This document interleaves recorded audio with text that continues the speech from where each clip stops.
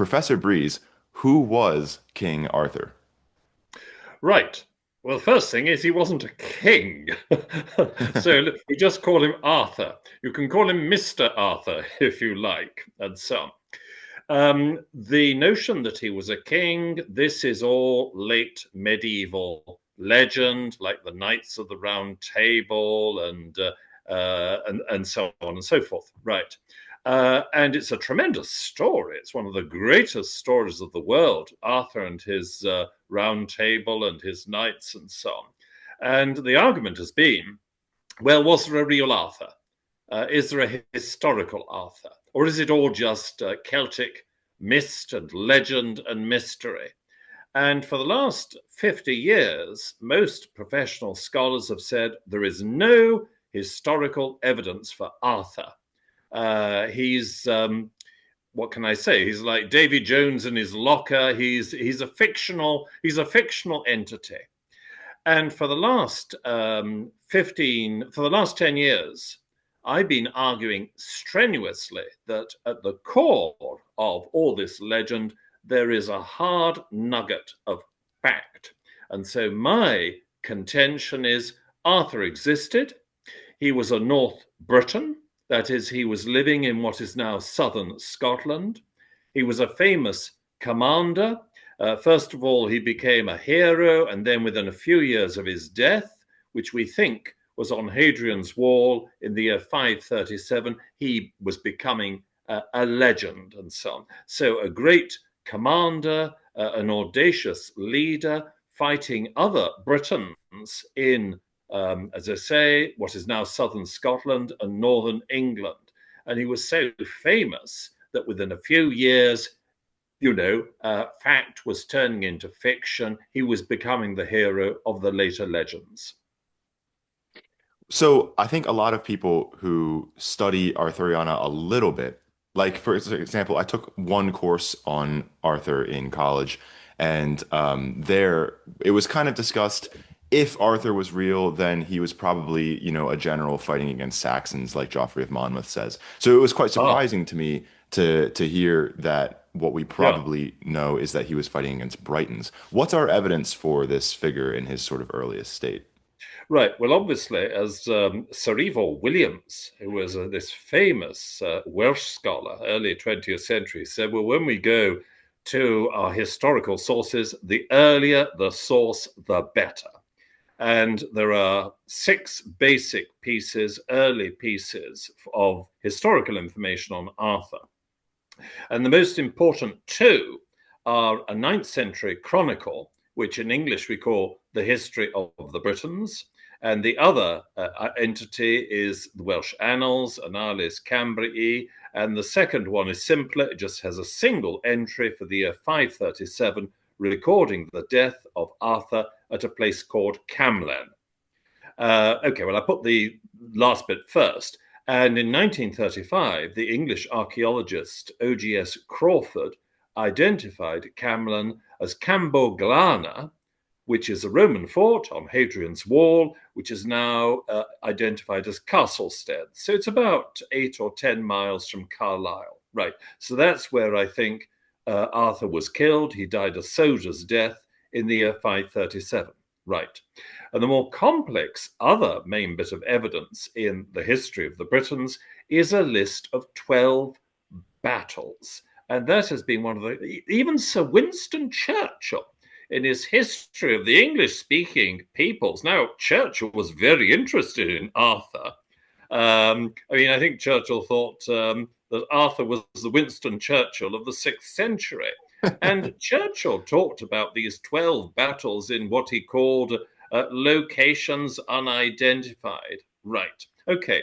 Well, I was asked to do something on this about 10 years ago, and I sat down with a work by another very great Celtic scholar, William J. Watson of Edinburgh University. He was professor of Celtic there in the 30s and 40s. And in 1926, he published The Celtic Place Names of Scotland. And so I went through this list of 12 battles with Watson's book, and I came to the conclusion that 11 of them could be located in southern Scotland and one of them in northern England, and so on. And so, on the basis of that, I came to the conclusion Arthur was a North Briton, that he was fighting other North Britons in a time of famine, 536, 537. This is known. They do things on the ice caps in Greenland. There was a volcanic winter. It was a time of famine all through the world, and so on. So I think basically what the historical Arthur was doing was raiding other British peoples in North Britain to, what can say, he was a cattle rustler. He was stealing their cattle to feed his people, and he was not fighting the English. He was not a Roman soldier. He wasn't, taking on the Saxons. That's all later legend. So that's my story, and I stick to it. Well, your book, King Arthur, Medieval British Literature and Modern Critical Tradition, Mm-hmm. just recently came out. And I'll have the Mm-hmm. link to that in the description and the pinned comments for any of the viewers who are interested in that. It's a really great read.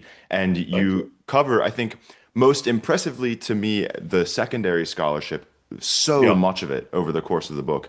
But your sort of guiding lights are the original sources. And you've already mentioned a few of them. I yeah. think the earliest sources that people might not know, Gildas, maybe Joffrey of Monmouth, people haven't heard of before. Could you talk a bit to these earliest sources, what they were, Certainly. you know? Well, with first of all, Gildas. Gildas was shown there was a man at University College Cork and so on, a classicist there, and he published an article in 2010, and he proved that Gildas was writing in the spring or summer of the year 536, because Gildas refers to a great cloud which covers the skies of Britain. And I think we can now interpret this as a volcanic cloud. We think some volcano in El Salvador or something like that blew its top in late 535, and it brought about a volcanic winter, a terrible famine. But Gildas doesn't mention the famine, he just mentions the cloud. Implication, he was writing in the spring or summer of 536, the cloud had appeared, I but the see. famine, the terrible famine, had not started. The autumn harvest hadn't, they were still waiting for it to grow, and it never did grow. Right. So that's the first point. Gildas was, we can be sure he was writing in 536. Gildas also mentions this battle of Mount Badon. And Mount Badon has been one of the huge red herrings as far as Arthur is concerned, because Gildas doesn't say who won the battle. He doesn't mention Arthur, but people have assumed he did. And when I was writing all this on the 12 battles, I came to the conclusion that the 12th battle, the British victory of Mount Badon, this was the odd man out. Because Badon, everyone agrees, was in South Britain, probably in the English, what is now the English county of Wiltshire, perhaps not too far away from Swindon, the town in North Wiltshire. So it didn't add up. You have 11 battles up in southern Scotland or northern England, as they are now. And then we have this odd man out, miles away, hundreds of miles away. So my conclusion is, first of all, Arthur had nothing to do with Mount Badon. Secondly, that Mount Badon will have been fought in the year 493. And if Arthur died in 537, how could he possibly have been leader in a battle fought 44 years previous, and so on? So, on the business of dates, we can divorce Arthur from having anything to do with the British victory over the Saxons at Mount Badon, as we call it, not too far away from Swindon in modern Wiltshire. So that's Gildas, okay, and Gildas helps us up to a point. But as far as Arthur is concerned, I would say it's negative. I don't suppose Gildas. I think he had barely heard of Arthur, and he certainly isn't referring to him in his book. Right. And then we come on to Geoffrey of Monmouth. Right. We fast forward. Let me think now. 500, 600. We fast forward 600 years to the 1130s.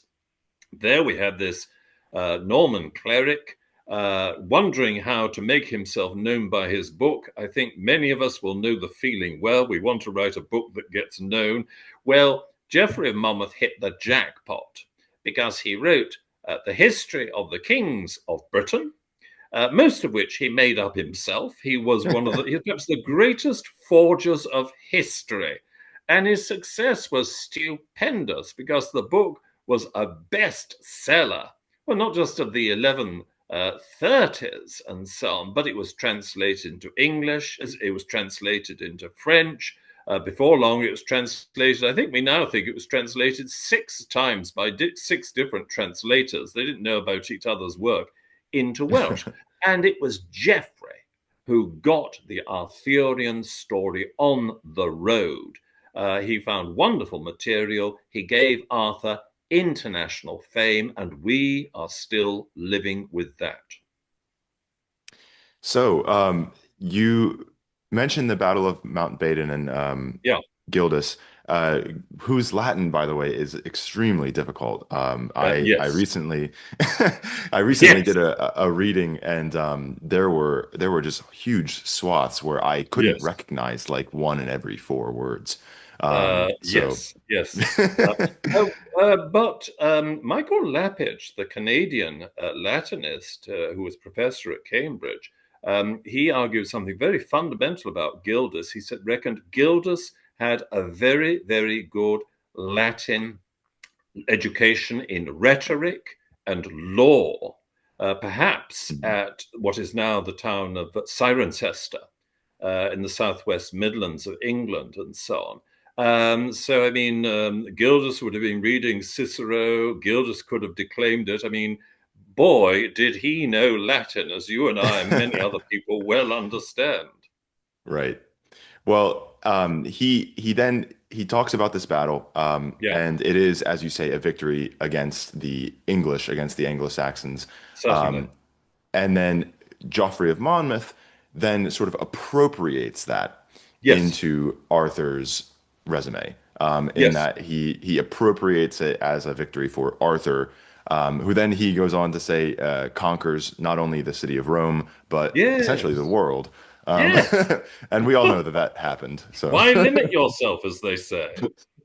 Yes, yes, no, that's very well said. Although, at one point, of course, the history of the Britons, as early as where we think 829, 830, when it was compiled, that, of course, appropriates this victory of Mount Badon and makes it out to be Arthur's victory, and so on. So basically, obviously, Geoffrey has many sins, but making Arthur the victor of Badon, that was done 300 years before he was around, and so on. So he just, right. what can I say, took that and made it even bigger.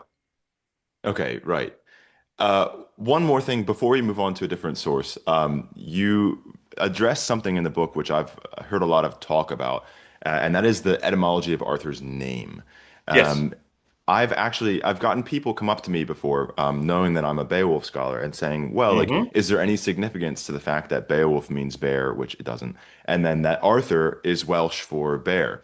And I didn't really know anything about that, so I just kind of took their word as fact. But then in Right. your book for the first time, I see that it is probably not from the Welsh, at least not directly. Could you speak a bit to that? Right. Okay. The Welsh for bear is arth. All right. And it's related to, I mean, those, you know, Latin, you know, Greek, and so on. You know about Arctos and so on. And the Mhm. Arctic is the area under the Great Bear and so on. And Arth and Arctos, they're related. Right. But the name Arthur has nothing whatever to do with any Celtic name for bear. Okay. And here I mention yet another great scholar whom I once met 50 years ago. I spoke to him 50 years ago, and this was the great Kenneth Hurlston Jackson, who was Watson's successor as professor of Celtic at Edinburgh in the 50s and 60s and 70s. And Jackson was quite categorical. Arthur is a loan word from Latin Arturus, and so on. It is a Latin name which was borrowed into British. Like other Latin names, there's a Welsh name Tegid, and that's from Latin Tacitus, Tacitus. There's a Welsh Oh, name yeah. Airgol.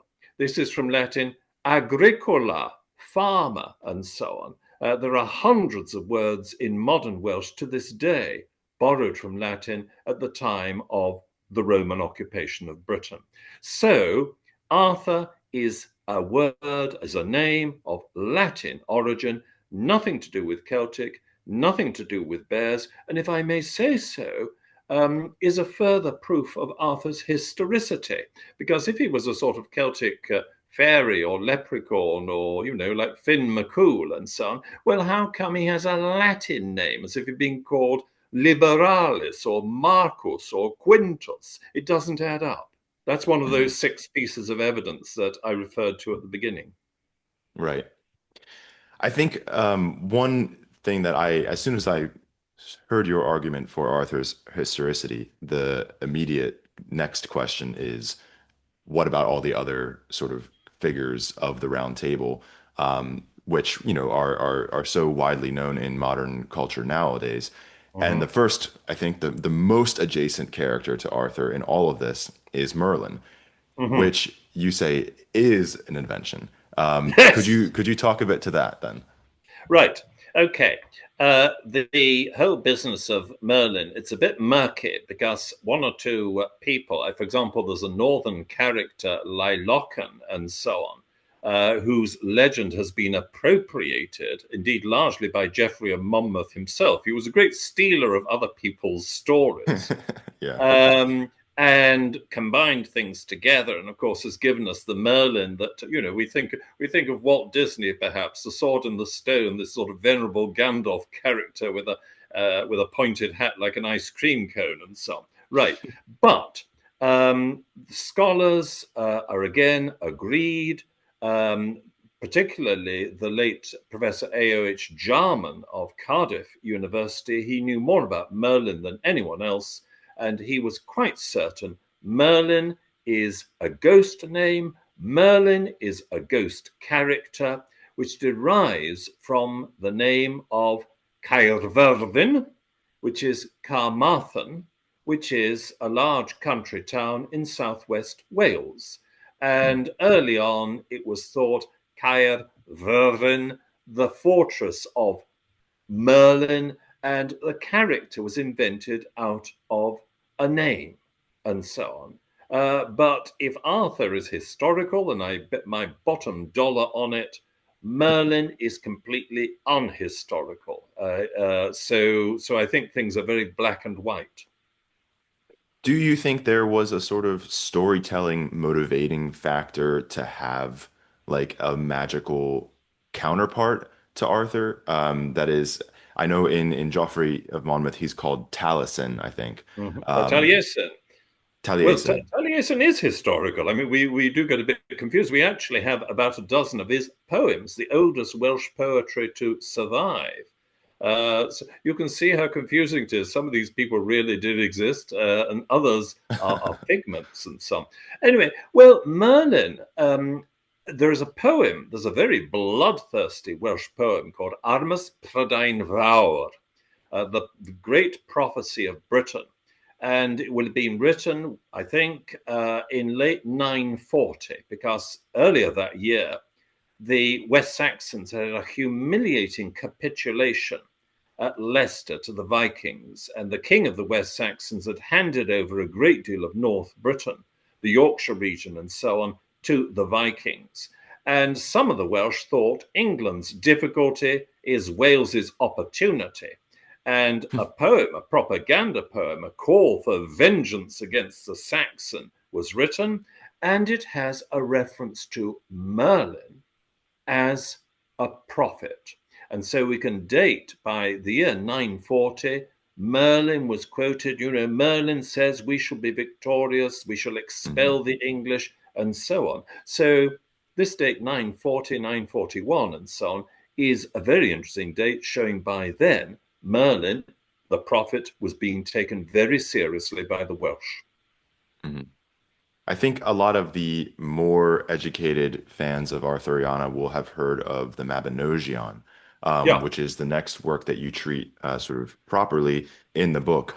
But I think most viewers might not have heard of it or might not know what it is. Could yeah, you speak a bit to what it is, what's its significance in our sort of right. Welsh studies? The Mabinogion is a collection of 11 anonymous stories of different dates. And the oldest one is an Arthurian story. Indeed, it's the oldest Arthurian story in world literature. It's called Cilwch and Olwyn. It's a story of love. It's how Cilwch gained the hand of Olwyn by having to do brave feats, in which he had Arthur to help him and so on. The problem was that Olwen's father was a bad tempered giant and he took a lot of pleasing and so on. You had to do all sorts of things. Right. And this text I date to the late 1090s. And by this time, the Arthurian legend is coming along just fine. And so Arthur is, well, somebody said, I think it was Gwyn Jones, the Welsh story writer and academic and Viking scholar. Gwyn Jones says he's a ferocious, barbaric chieftain. He's not at all like the elegant, chivalrous king of later romance. But this shows, this oldest of the 11 stories of the Mabinogion, shows the Arthurian story is coming along just fine by the 1090s. Okay. And then other stories are from the four branches of the Mabinogi. I put them into the late 1120s. And by the way, I'm notorious amongst some because I feel quite sure they were written by a woman, a princess. But they never mention Arthur. And indeed, I think not surprising, because if they were written in the 1120s, Geoffrey of Monmouth hasn't come along with his great forgery. And so very little was known of that in Wales. Right. And then we move on to, well, the latest of the three stories. They're the stories of Geraint and of Owain and Peredur. And those I put fair and square in the middle of the 13th century, between about 1240 and 1270. And of course, as somebody said, again, this very Gwyn Jones, whom I've been quoting, he said, we're in a different world now. We're in the world of French romance and so on, of elegance and chivalrous love and so on. And again, this famous Sir Ifor Williams, this great Welsh scholar at Bangor, he had a wonderful phrase. He said, what has happened to the Welsh legends? Well, they've all gone off to Paris and they've come back in the latest fashions and so on. And so the three latest of those 11 stories, the influence of French romance is very obvious. Even the texts are full of loanwords from French. So if in the 1090s we have this barbarous tale of Arthur, who's doing things like chopping witches in half and so on. And then in the 1250s and so on, we have a chivalrous, courteous monarch and so on, who we recognize so much from the medieval romance of the period. So in the 11 stories of the Mabinogion, as we call them together, obviously there's great variety. So, and I apologize because my Welsh pronunciation is abysmal. I've read Culhwch and Olwyn. Um, I have not read, I haven't even really heard much of this next one you mentioned, Breuddwyd Rhonabwy. Is that how you pronounce it? Breuddwyd Rhonabwy, yes. Well, Breuddwyd Rhonabwy, again, another Welsh scholar, Brynley Roberts, who was the director of the National Library of Wales, he has an edition. I could even, if I was stretching out, I could bring it down from these shelves behind me, but let that pass. And he did fundamental work on dating it, and he puts that tale in about 1215 to the early 13th century. What's Hmm. interesting now is, okay, this is an Arthurian's tale, but well, I sometimes think it's the 13th century equivalent of Monty Python and, the quest for the Holy Grail and so on, because it's really a parody of Arthurian stories. Arthur is sitting there, and the news comes in that his knights are being killed by ferocious birds that are attacking them, and Arthur doesn't lift a finger to do anything. I mean, it's called a dream. Thranabwe is the dreamer. And of course, dreams can often be very strange things. And the dream that we're told about, if I may say so, I think it's really sending up Arthurian conventions. So by the early 13th century, Arthurian literature is becoming rather sophisticated. It's even able to parody itself and so on. So that's a fifth Arthurian story from the 11 Mabinogion and so on, Mabinogion tales and so on. And of course, it's different again. Right. So we begin with Arthur as a sort of warrior in northern Britain, Yeah. fighting for resources for his people. Yes. He is transformed into a sort of anti-Saxon hero. Um, Yes. and then now we get a sort of warlord who at this point has just become a bit mythical. Um, Yes. is that kind of how you would describe the evolution up to Very this much point? so. And believe me, I learnt an awful lot by writing this book, because I had to write about Geoffrey of Monmouth. I had to write about Middle English narratives that I'd never actually read and so on. They always say you really learn something if you ever had to teach a subject. I learnt a lot by having to write this book and try and make it comprehensive. And one thing that struck me throughout is that every generation tends to make Arthur in its own image. Arthur is reinterpreted. I mean, it's practically impossible for any of us, even in the 21st century. Arthurian stories of today, obviously, they reflect our time. So, with reference to, going back to the history of the Britons, that notorious list of 12 battles, in the 9th century, the man who compiled it up there in northwest Wales, he didn't care about North Britain and so on. For him, the enemy was going to be the English. And he automatically assumed that Arthur was fighting the English. But I think if you go back to and he even had a list of battles, these battles from what I argue is southern Scotland, northern England.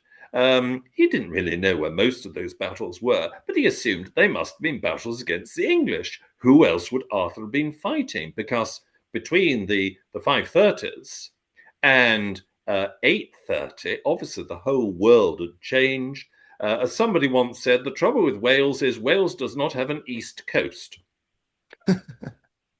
And so you've got the English there, and the English have been there for a long time, and they're not going away anytime soon. And so in the 9th century, a Welsh chronicler reinterpreted Arthur in terms of the politics and the the strategy of his own time. So getting back, if I may say so, we've wandered a bit from the point, but that's I think, what is always happening with our narratives. Look carefully, and you're likely to see they reflect the concerns of the time and so on. Is this such a big surprise? Mm. So I hope that answers the question. Oh yes, for sure. And speaking of the English, please correct me if I'm wrong, if I'm missing something, but it does seem that our earliest English treatment of Arthur comes in the Layamon's Brut. Um, Yes. could you, yeah, so most people I'm certain have never heard of that. It's, I think, one No. of the most criminally understudied and underread works, partly because it is very long and clunky, Yes. but Very very long. interesting. Could you Well, could you explain what it is and why we read it? right. Okay. Well, this, if I may say so, talk about the pleasures of writing. I thought, I've never read Layamon's Brut. I've got a copy. It's been on my shelves for 50 years. No, I have never opened it and read it, but I've got to read it now, confound it. And of course, what I discovered was, my goodness, can he write? And this happened with other people that I had to write about. I discovered they were much, much better than I'd ever imagined. And so he's a powerful writer. He's writing vigorous alliterative verse. We think that he was a priest up not too far from Worcester, about the year 1200, and he was proud of being English. And of course, he's turning Arthur into an English hero.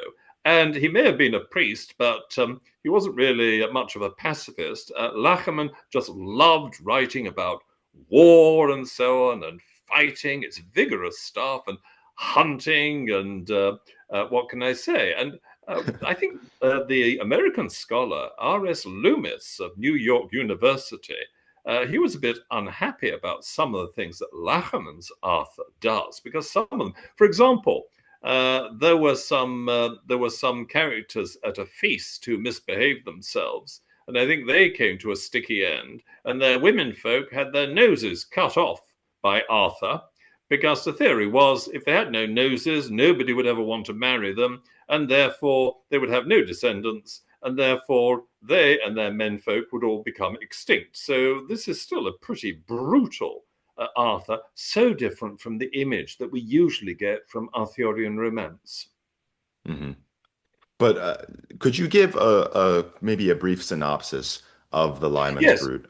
right. What Layamon was doing was ultimately he's writing a history of England, and it ultimately comes from Geoffrey. And rather surprisingly, Layamon didn't work directly from Geoffrey's text. He used a French version of Geoffrey. Geoffrey was writing in the 1130s. Was, which we spell W-A-C-E, but I'm told you pronounce it Was. He was an Anglo-Norman cleric. He actually came, I believe, from the Channel Islands between England and France. And he was a rather courtly sort of writer and so on. And he produced a very elegant version in French verse of Geoffrey of Monmouth. And then some 40 years later, Layamon got hold of this. And if I may say so, he took out all the courtliness. He de-courtlified it, or whatever the word might be. But he was able to give his history of Britain, and particularly this riveting history of Arthur. And if I may say one last thing on Layamon, it is to him that we have this wonderful account of Arthur's death in battle, and yet some say he did not die, that ladies came in a boat and they took him away to Hmm. cure him on the island of Avalon. And my goodness, this is the first version of the Arthur story in English. But thanks to Layamon, we've had, a wonderful story to go on with ever since. So we have this writer. I think somebody said, one of the people I quote in the book said, only professional scholars read Layamon and so on. But those that do, like, for example, C.S. Lewis, was a great enthusiast for him and always spoke up for him. Those that do read him usually become very enthusiastic about him. Hmm. Yeah, I think it's a really cute work. Maybe cute isn't the best word. I certainly wouldn't recommend it to the average person, No, but I think there is a lot there. yes. The next work that you talk about in your book is perhaps the second most well-known treatment of Arthur to the average person, and that is Sir Gawain and the Green Knight, which Yeah. most Americans at least will read in their high school. I'm not sure how well read it is across the world, but certainly here it's very well known. Yes. But you have a lot to say on Sir Gawain and the Green Knight, most of which I had never heard before, so I was delighted to read. In particular, before we get into anything further, the authorship, Yeah. which I've always been told that it was written by someone who was a contemporary of Chaucer. That's Certainly. what I've been told. But you say Certainly. that it might have been actually someone that we can name. Could you Yes. speak a bit to that? Right. Okay. Um, I've been saying now for nearly 30 years that we can identify the author of Sir Gawain and the Green Knight and the three associated poems, Pearl, which is an elegy for a girl who died 2 years old. It's a dream poem. Her father encounters the Pearl Maiden, who is his daughter, and so on. And then two scriptural poems, Cleanness and patience and so on. Right. And I've been saying this for 30 years, and nobody much has paid attention. And then by accident, a professor in England was downsizing, and she gave me hundreds of her books, Professor Ros Field. And one of them was a book by an American scholar called Anne Astor of Notre Dame University, published in 1999, and it's about allegory in later medieval England.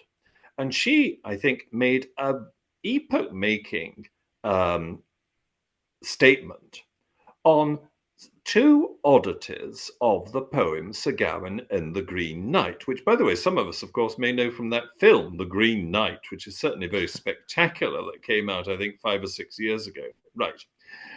There are two very odd lines which seem to refer in a rather arch way to a duke. And then also there's a play on the name, there's a play on the word vir or ver or whatever, and so on. And she suggested this is a rather sly dig at Robert de Vere, who was not only Earl of Oxford, but in 1386 was made Duke of Ireland because he was a favorite of Richard II.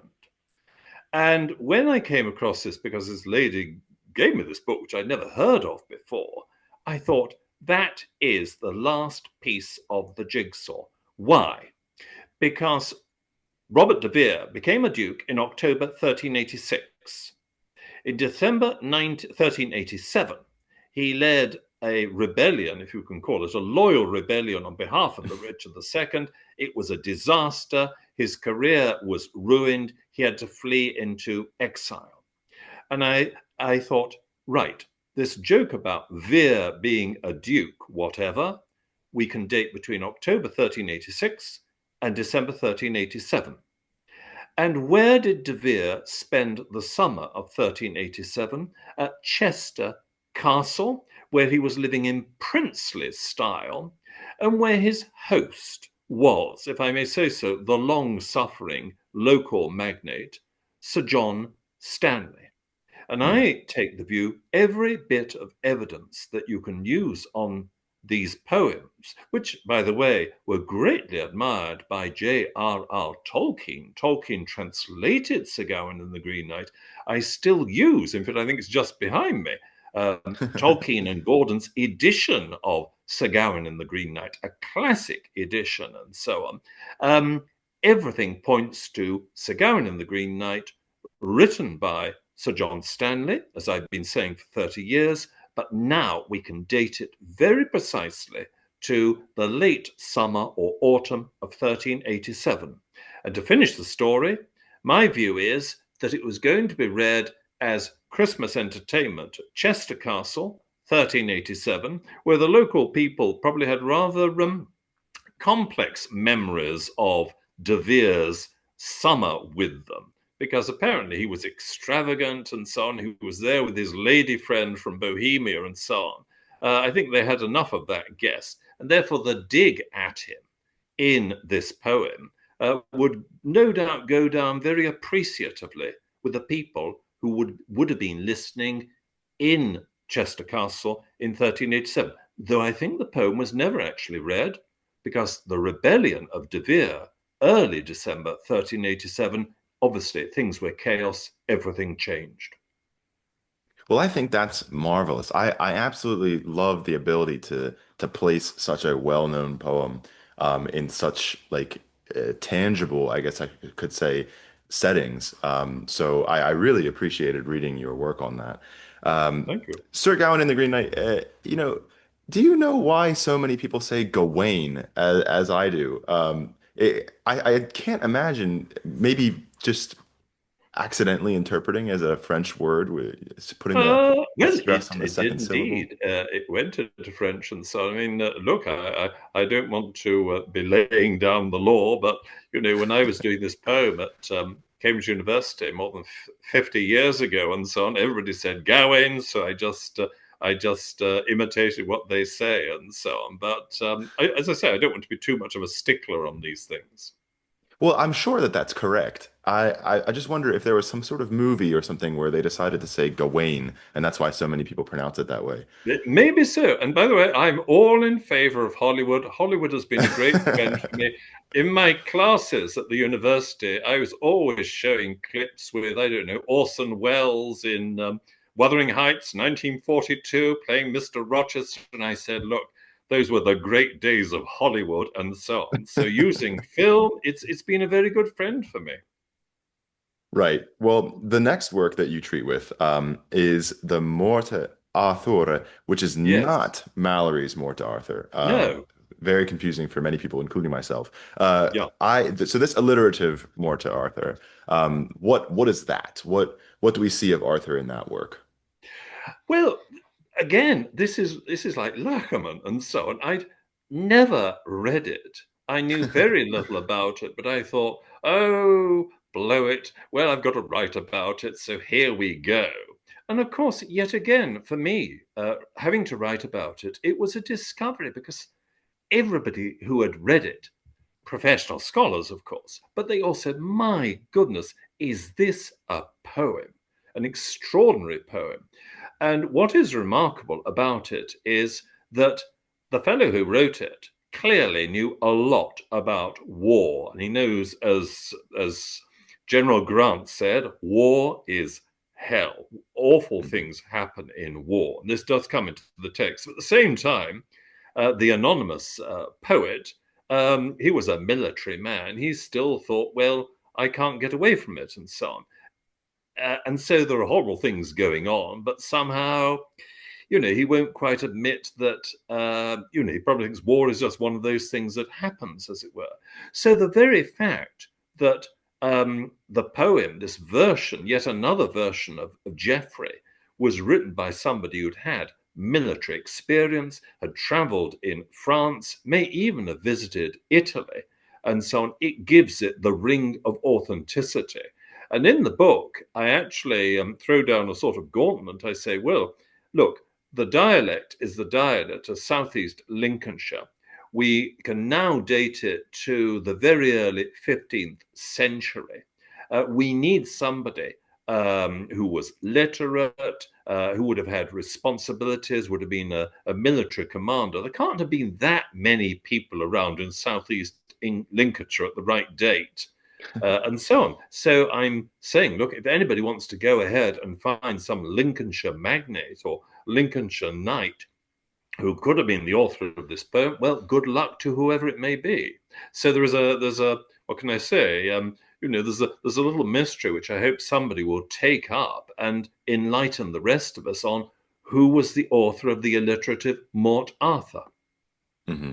Could you speak a bit to like what happens in this work? Maybe does it give us anything for the first time? It takes the story of Geoffrey. It takes the story of Arthur, as you were saying, he's the world conqueror and so on. There he is conquering the French and so on, taking his action into Italy towards Rome and so on. And then, of course, this terrible business, the treason of his nephew, Moderate and so on, the recall home, the terrible battle of Camlan and so on, whatever. So, plenty. If you like writing about war, then there's plenty that Geoffrey has to offer. But as I say, Geoffrey, I don't suppose Geoffrey ever saw any fighting and so on, like many people who've written about war.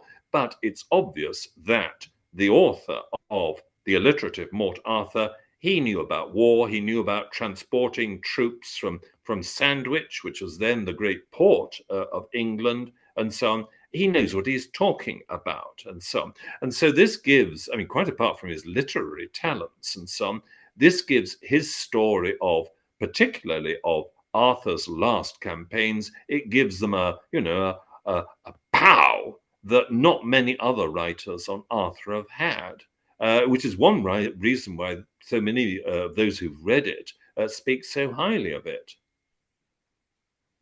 The next book, the penultimate book that you discuss, or work, I should say, that you discuss in your book, is one that's certainly completely unknown to anyone who hasn't seriously studied this stuff.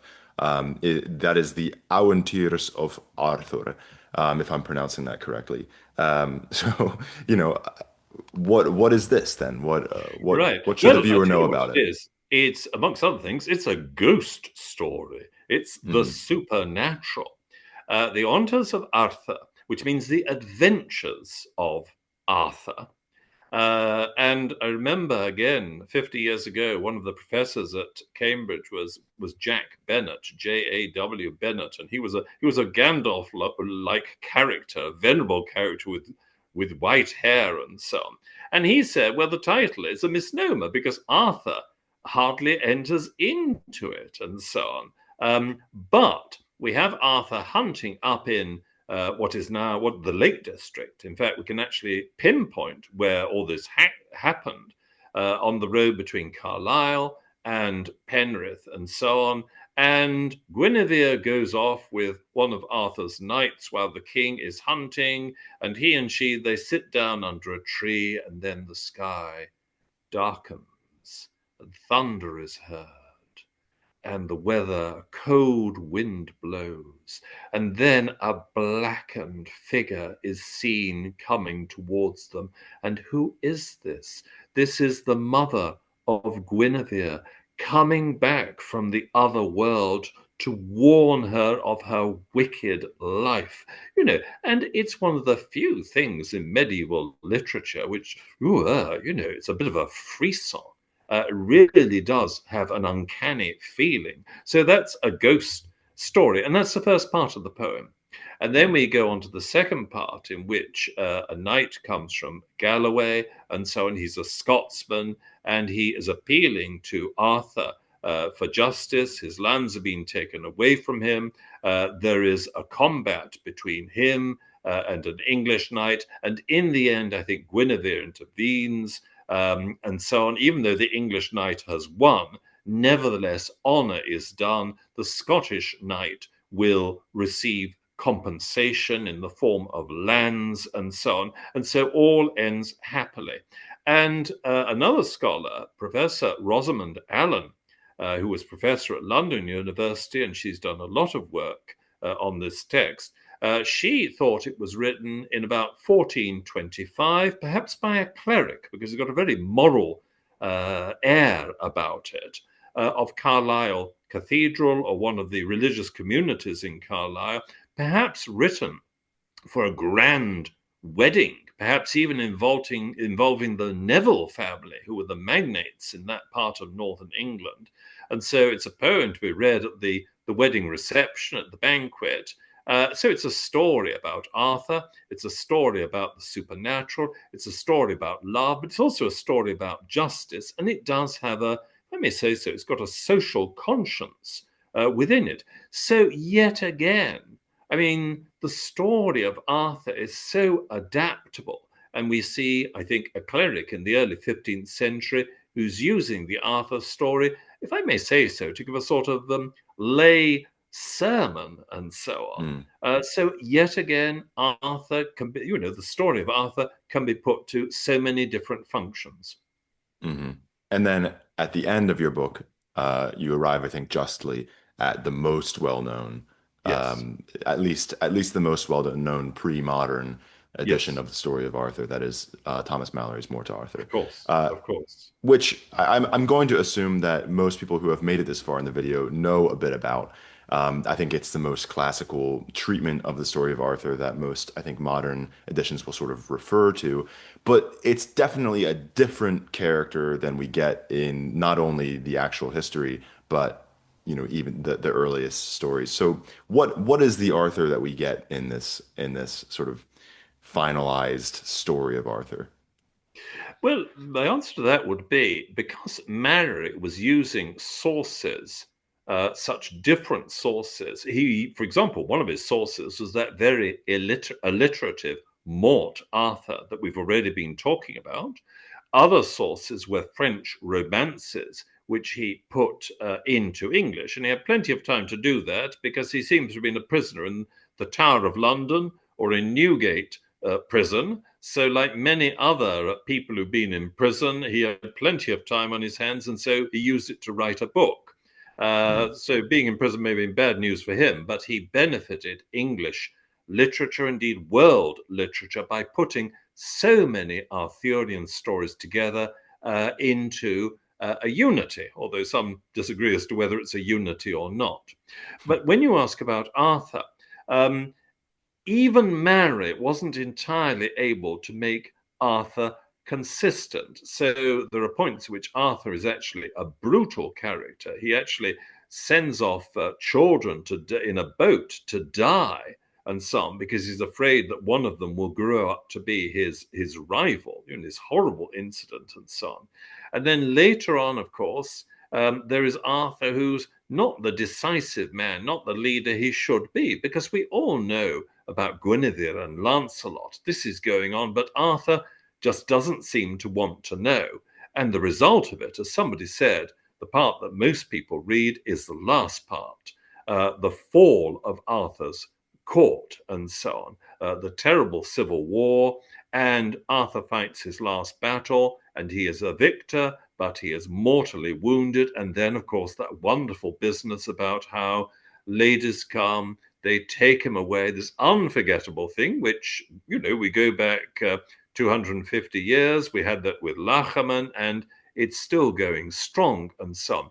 And so, quite apart from, Malory may have been unfortunate in his life, but he's been very fortunate in his, what can I say, the way posterity has treated him, because within 10 years, Caxton, England's first printer, was putting Malory into print. Malory has never been forgotten. Malory has always been read, and it's thanks to this prisoner in London that most of us know so many of those amazing stories which he put into such beautiful prose. Hmm.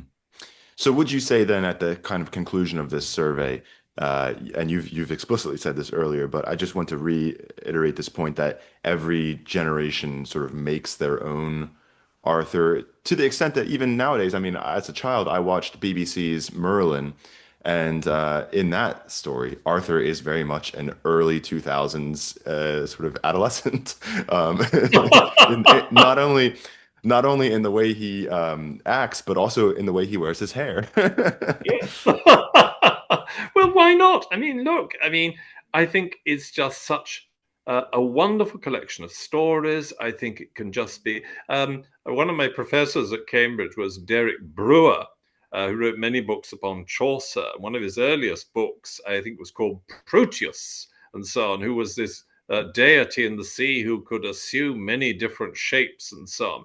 Well, narrative is protean and so on. It changes. We can adapt it. We rewrite it. I think of the American Nobel Prize winner John Steinbeck. He was really into Arthur. He did his own version of Arthur. It is just such a wonderful collection of stories. I should like to think that forever people will be telling and retelling and retelling the story of Arthur and his knights and so on, because I think it's just incomparable. It's just something there, and we should all be very grateful. I think the most impressive aspect, as I've said earlier, of your book is the sort of vast learning in secondary scholarship. And it seems to be a sort of theme of the book is demonstrating what scholars have said on the topic. How would you characterize the secondary reaction to Arthuriana over the last couple centuries? Well, here we come again to the business. As somebody once said, we're all part of our times. We cannot leap out of our skin, our culture, our language, our nation, and so on. However hard we try, we can never escape totally. And this applies not only to the writers, Geoffrey and Stanley and Malory, who interpreted Arthur for themselves, but also, of course, later scholars, 18th, 19th, 20th century, 21st century scholars. Obviously, each of us tends to see what he or she wants to see, and so on. We may get insights from our age. But I mean, for example, there was one Oxford professor who was the teacher of C.S. Lewis, who, by the way, detested him and so on. He rather made Arthur out as a rather Victorian figure, rather noble and high-minded and so on, etc. Well, now I think perhaps we're a little more careful on that thing. But if I may say one last thing, come back to Sir Gawain and the Green Knight. A lot of people think that the poem is a critique of not only Arthur, but indirectly of Richard II. Well, Richard II was certainly an unsatisfactory monarch. But I think this tendency for certain critics of Sir Gawain and the Green Knight to say the author is subverting Camelot, he's criticizing Arthur and those around him, they're failing on their duty. Well, I know Derek Brewer was particularly against that. He took a very conservative view on it, and some other scholars in America and other places and so on. John Fisher wrote a classic essay in the early 60s on the values of the Gawain poet, and he made out the Gawain poet's politics are firmly conservative, even reactionary, that he wasn't troubled by social issues in the way that Chaucer and Gower, and certainly Langland, happened to be. Well, if I may say so, if the author was a magnate up in Cheshire, I think not surprising that he took the government line and so on. So, not only the way that medieval authors reinterpreted Arthur, but the way modern critics reinterpret the medieval authors. So, just putting people side by side, this to me was no end of a lesson. I just feel I was seeing things that I'd never seen before. Hmm. Well, I should let the viewer know that in our email correspondence before this interview, Professor Breeze quoted a Horatian ode to me. So I will requite you. I will requite you with. I think it was Caesar that said. I think facile homines quod volunt credunt. That is, people easily believe what they want. So I will characterize your assumption, your assessment of the secondary scholarship with that. Uh, if you won't, if you'll permit me to ask, how did you originally get into medieval languages and stuff like that? Um, when there are two stages. Even when I was at school, I read books by the English poet and critic Geoffrey Grigson. Now, it's perhaps not well known, but he was one of the first people to publish W.H. Auden and other poets. And again, I have plenty of his books in the house. And in 1977, I actually went out and I had a meal with Grigson and his wife. By the way, his wife was a famous cookery correspondent, Jane Grigson. So, yes, we had a lovely meal and so on. And Grigson quoted particularly Celtic poetry translated by this Kenneth Hurlston Jackson. It was from Grigson's books when I was a schoolboy that I first heard the name of Kenneth Jackson. And then, of course, 10 years later at a conference in 1975, I actually met the great man. So that was what got me into Celtic. When I went up to Cambridge in 1972, I knew that I wanted to study the Celtic languages there. And if I may say so, the Celtic languages for me, I mean, it's been a love affair that has lasted all my life and so on. All right. And then at Cambridge also, the medieval teaching was so good that more or less inevitably I became a medievalist, working on Old English and Middle English and so on. But don't get me wrong, other literatures, other periods are good as well. I think it would be terrible if, one just was not interested in anything that was written, before, what can I say, before 490 or after 1940, after 1490 and so on. I think literature is there, and it's one of the things that makes life worth living. I completely agree. Folks, Andrew Breeze's new book, King Arthur, is now recently out. I'll have the links in the description, in the pinned comments, as I said earlier. Professor Breeze, thank you very much for coming on the channel. Well, thank you. It's been wonderful.